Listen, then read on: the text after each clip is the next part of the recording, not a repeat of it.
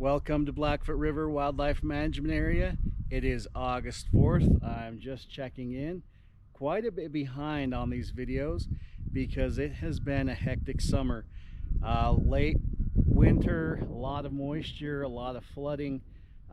It did a lot of good things for us. Nothing really bad as far as flooding goes, but it did create a lot more wear and tear on things, especially our fences.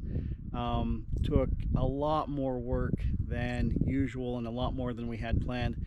We still managed to get it taken care of, but kind of put these videos on the back burner. Also, the river hasn't been very low. It's been hard to show you an update where you can see what the flood stage did to the river bottom as far as digging out pools and redesigning the channel as we had planned. I think we can finally start to see some of that now, but then of course it just rained again, so still a little bit high. It's been high all year. Some of that is definitely because of the project was intended to raise our water table, keep the river higher through the WMA and make things stay green longer, but we've also been blessed with extra moisture and a lot of extra green just in general. So I'll try to point out the differences between this good wet year and what our projects have done, without trying to confuse you too much and take credit for what Mother Nature did. We do have continued to update our field station, replaced one of the old ranch buildings that was here so that we can store fencing supplies and weed sprays out of the weather. So happy to have that done as well. Let's take a look at some habitat. Okay, we're gonna buzz down this riffle. You can't see a whole lot above it because the water's backed up, so it's kind of slow moving, but right at the top you start to see the cobble exposed.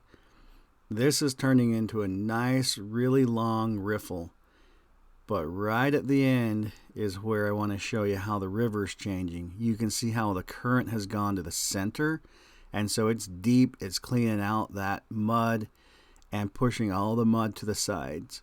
That narrows the channel and it speeds up the current in the center.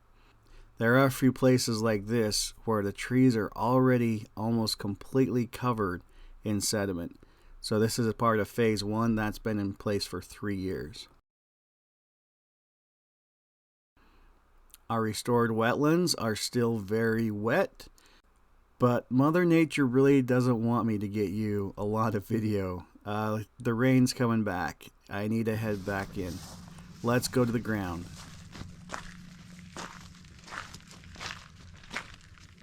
Oh my gosh, have you ever seen this many frogs before? You can't walk. You have to watch your steps so you don't squish one.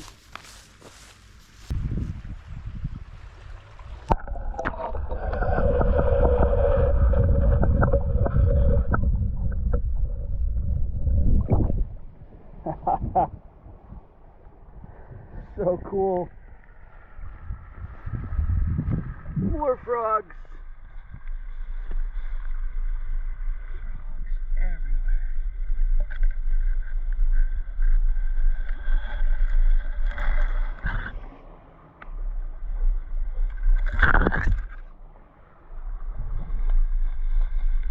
Our willows, they're growing. Willows. Here's a cottonwood. It got eaten off by a beaver, so we added more fence, but it's still alive at the roots. Look at all these willows we planted. Oh my goodness, frogs. Frogs everywhere. Frogs. Frogs. You can't hardly even walk here. Oh, frogs.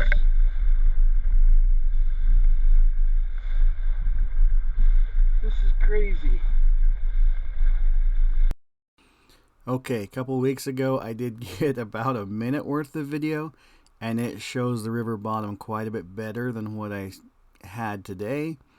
So I'll just show that clip really quickly. You can see how the river is narrowing down to a central channel that's a lot deeper and faster current. Well, that's it for today. See you next time.